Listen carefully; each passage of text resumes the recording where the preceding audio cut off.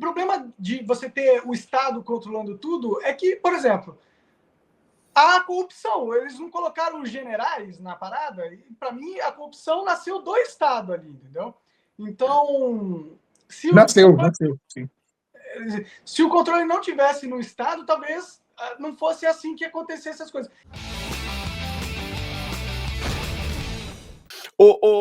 Henrique, aliás, vocês têm mais alguma coisa para colocar desse assunto? Porque senão tem um outro assunto que eu queria tratar com vocês. Manda os assuntos aí, pô. Tá. Olha só, é verdade que o Brasil é riquíssimo em nióbio? São 90% das reservas encontradas e atualmente a gente explora muito mal o potencial desse minério, não é? Você, enfim, a gente falou um pouco da Amazônia, fala um pouco sobre isso. O Brasil é o número 1 em terras raras do mundo, tá? Hoje a produção das terras raras é a China. Se coloca como a China sendo a primeira em produção de terras raras. Terras raras são elementos que a gente utiliza em bateria, produção para armamento, etc. E a China ela é muito expert. Ela tem a expertise de tirar as terras raras e de explorar as terras raras. E ela tem uma grande abundância. China, Vietnã. O Brasil está entre quarto e quinto. Só que os nossos cientistas têm demonstrado que, olha, na verdade, o Brasil é o número 1 em terras raras. A gente não sabe explorar, a gente explora mal, mas a gente é o número 1. Inclusive, se você parar para analisar, não faz o menor sentido a gente não ter, por exemplo, uma Urânio-Brás. Que a gente tem a Petrobras e não tem a Urânio-Brás, né? A gente tem a maior quantidade de urânio em reserva do mundo, nós sabemos enriquecer urânio como ninguém, e a gente tem urânio suficiente para abastecer, iluminar não só o Brasil, mas a América Latina inteira e a Europa. Mas, infelizmente, aqui no Brasil... Posso fazer uma provocação, Henrique? Pode, claro. Você não acha que o fato de a única visão da gente ver o Brasil ter uma produção de urânio é pensar no Estado tomando conta?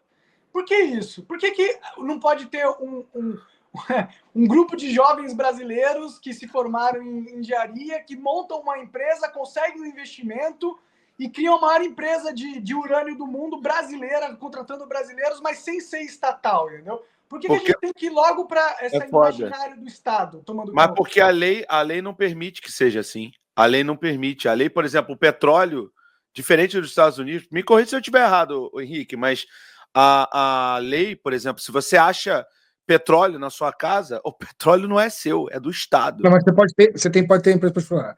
Mas são coisas diferentes, veja.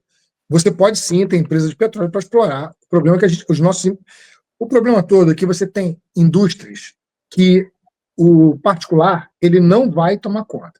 O Elon Musk ele não existe do nada. Ele não foi um cara do fundo do quintal que criou a Tesla. Assim como o iPhone também, a Apple não veio do fundo do quintal, cara numa garagem. Na verdade, esses produtos todos eles são construídos pelo Estado. Você tem a própria criação da internet, é militar, tudo aquilo veio estatal. O Elon Musk, por exemplo, nada mais é do que alguém que desvia dinheiro que iria para a NASA e não vai diretamente para a NASA, foi para empresas privadas. Essas empresas privadas distribuem entre si a parada e ele é um teste de fiel que ficou bilionário nessa situação. Então, os próprios empresários particulares americanos, eles vêm oriundos do Estado. Não tem capitalismo sem Estado. Quando a gente fala de Urânio-Brás... Posso dar uma interjeição rapidinho? Para aproveitar o seu argumento. Eu entendo o que você está falando, mas você percebe que nos Estados Unidos o Estado tem muito mais um papel de garantir o ambiente econômico e não necessariamente controlar o que os seus cidadãos fazem com esse ambiente econômico. Entendeu? Tipo, é uma visão... Eu vou chegar. Beleza, eu não nego... Vou chegar lá, guarda... Tá bom, vai lá. Guarda essa que eu vou chegar lá aí. Eu vou, inclusive, falar sobre o problema dos armamentos americanos que está relacionado a isso aí. Então, respondendo a pergunta do Estado na questão do urânio, veja, no Brasil a gente tem essa divisão. A esquerda, que não entende nada sobre energia nuclear, acha que a gente não deve explorar energia nuclear, porque a energia nuclear é malvada. Mal sabe eles que a energia nuclear ainda é a energia mais limpa que a gente tem. É claro que os resíduos têm que ficar armazenados, mas ainda são as mais seguras e as mais limpas. A Alemanha caiu nessa besteira verde, dessa pauta identitária de meio ambiente, de quem não sabe nem por onde a galinha mija, que acha que o meio ambiente, lidar com o meio ambiente é comer um sanduíche de alface, ou tacar óleo diesel no quadro da Mona Lisa. E eles não sabem como o meio ambiente funciona. e tiraram as suas indústrias nucleares e compraram o gás russo, que é muito mais poluente, por conta de hipóteses ideológicas. Em contrapartida, a direita, por sua vez, sabe que uma questão do energia nuclear ela só pode ser explorada se fosse pela iniciativa do Estado. O Estado poderia, por exemplo, fomentar empresas privadas para o uso do petróleo, isso aí não tem problema nenhum. Para a questão de urânio, aí você está falando com coisas que você está mexendo com, que pode ser armamento, bomba nuclear, etc. E não é bom ficar na mão de meia dúzia de maluco, que não faz o menor sentido, né? Ficar isso na meia dúzia de maluco. Por que tem que ser meia dúzia de maluco? Entendeu? Por que não pode ter uma estrutura Cara, você lembra na pandemia o que aconteceu? Eu não vou falar nome aqui porque eu não quero processo, mas você lembra aí que teve até um maluco aí que gostava de ficar vestido de papagaio, etc., que a mãe dele ficou dentro de um hospital, onde a galera começou a dar ivermectina para as pessoas sem ação estatal. Porque, veja, você não faz experimentos científicos sem a universidade. Inclusive, 95% dos experimentos científicos, da ciência produzida no país, ela é produzida pela universidade pública.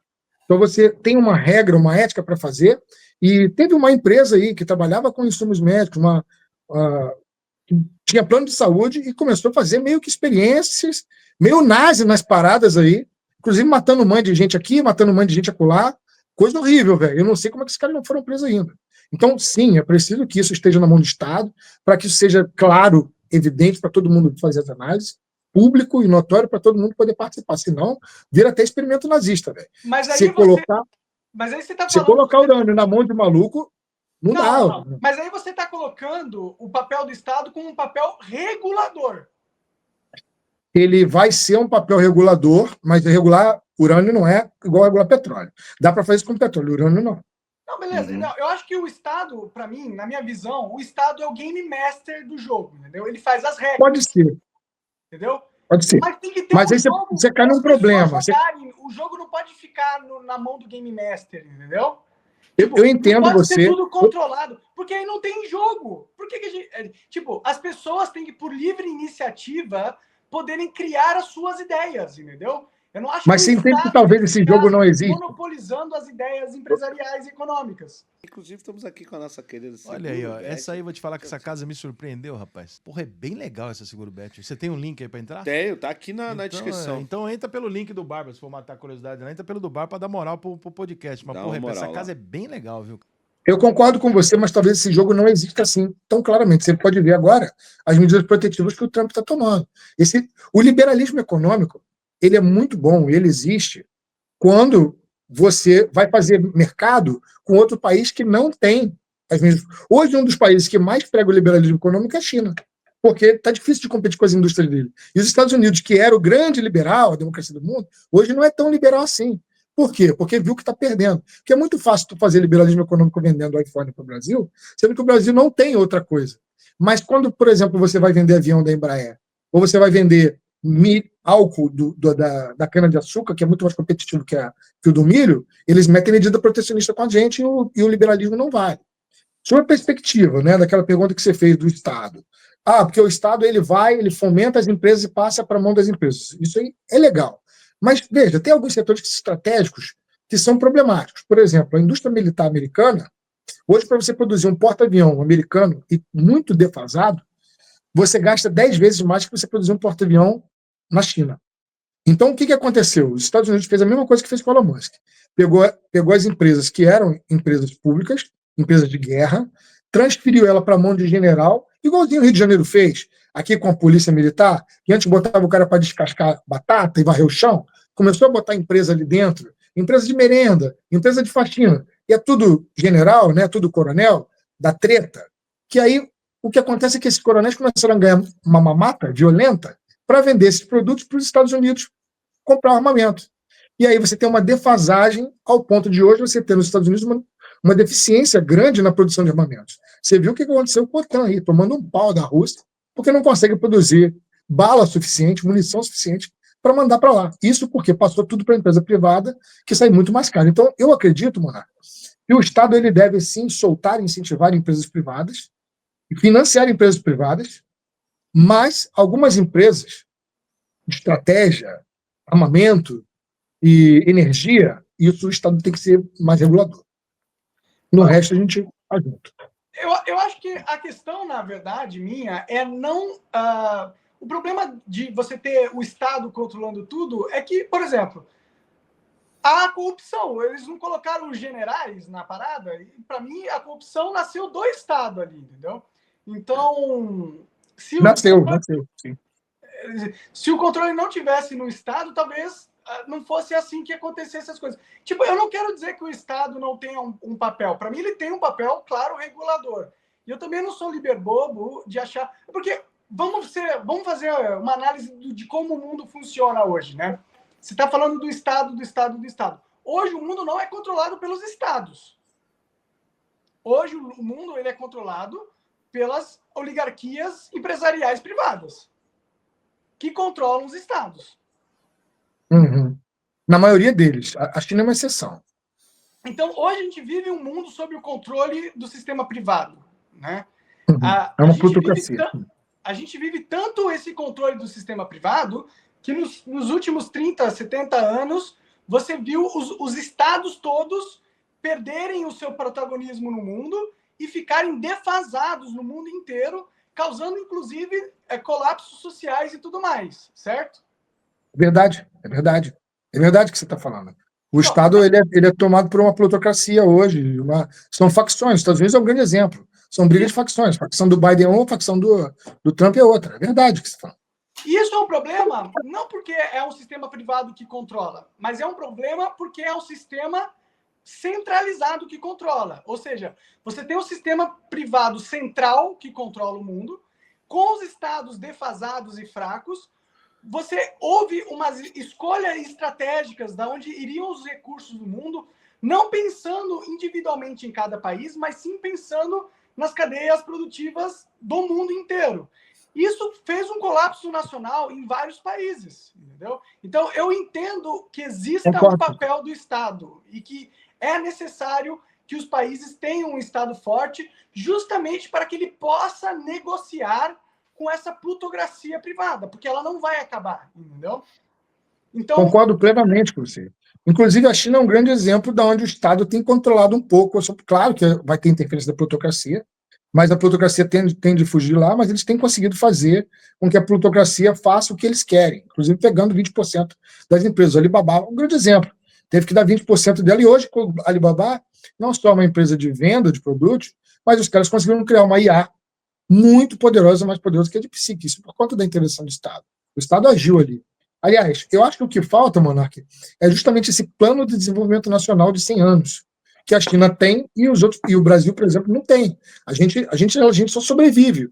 A gente é do tipo, tá tendo tarifaço do Trump agora.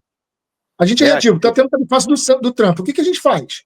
A gente fica esperando acontecer. Agora, se a gente tivesse um plano nacional de desenvolvimento, como, por exemplo, energia elétrica e ferrovia, o Brasil era para estar cortado de ferrovia. Hoje já era para a gente estar pensando em ferrovia acima da floresta, para não impactar a floresta. A gente nem tem ferrovia, velho.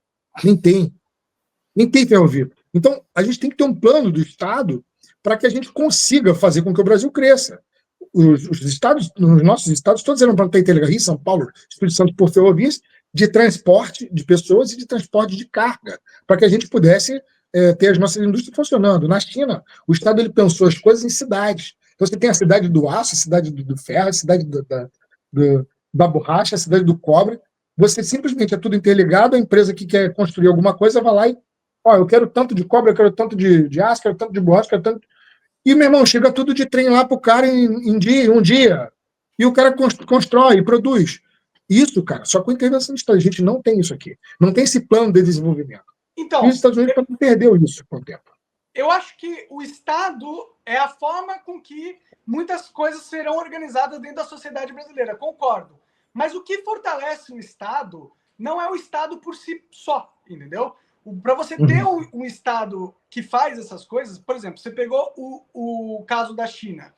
A China, ela tem uma tradição milenar. Você tem dinastias chinesas, famílias de milhares 5 mil anos ali, né? Que seguem tradições e que têm conhecimentos místicos, entendeu? Então, existe uma estrutura social chinesa que não existe no Brasil, entendeu? A gente não tem unidade, né? A gente não se entende como brasileiro. Exato. Você se Então, entende como negro, você se entende como branco, você se entende como mulher, como homem, como trans, você não se entende como brasileiro. Isso é verdade, cara. Então, o problema não é o Estado. O problema é que não existe Brasil, entendeu? O que a gente está tentando construir aqui, o que a gente sente essa carência, a carência que todo brasileiro sente, é de ter um país. Porque a gente não tem, entendeu? E é por isso que eu volto a bater na tecla da Constituição. Se a gente conseguir fazer seria quase uma revolução. Eu chamaria de contra uma revolução. Uma contra-revolução. Se a gente conseguisse fazer essa contra-revolução de unir as pessoas, os brasileiros que se importam e que estão enxergando que se a gente não se unir agora, a gente vai ser engolido pelo mundo que está transformando a passos galopantes. E a única, cara, a prova de que a gente conseguiu essa união é a gente conseguir chegar no entendimento do que seria esse texto constitucional, entendeu? E que se seja um texto constitucional com essa visão de transformar o país em 100 anos, entendeu? Essa é a prova. A prova está aí. Se a gente conseguir vencer essa prova, e para como que a gente vence? A gente tem que, primeiro, todo mundo entender que a gente precisa de uma nova Constituição, concordar com isso.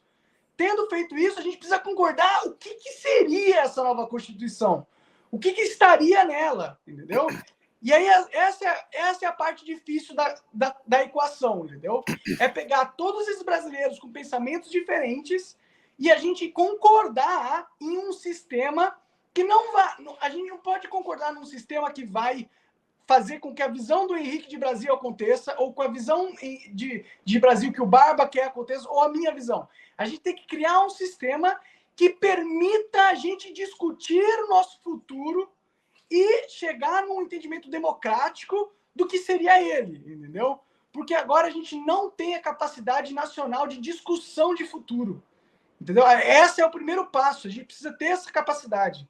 Gostou dessa resenha? Então olha só, para ver ela completa, o link tá aqui embaixo na descrição e, pô, não deixa de dar o like, deixa o joinha, não custa nada para você e se inscreve no canal se você puder, tá bom? Você quer aprender a criar um podcast do zero? Eu criei o meu e vou ensinar tudo para vocês, os materiais, os equipamentos, como chamar as pessoas, como entrevistar, como fazer uma boa entrevista, como buscar o corte, como fazer uma thumb boa, um título legal. Cola aqui, também tem o link na descrição, vocês vão cair no nosso grupo de WhatsApp e lá a gente vai tirar todas as dúvidas para vocês, né, terem essas aulas comigo. Serão 5 aulas, cada uma de 1 hora, eu e você, não é gravado, é ao vivo, tá bom?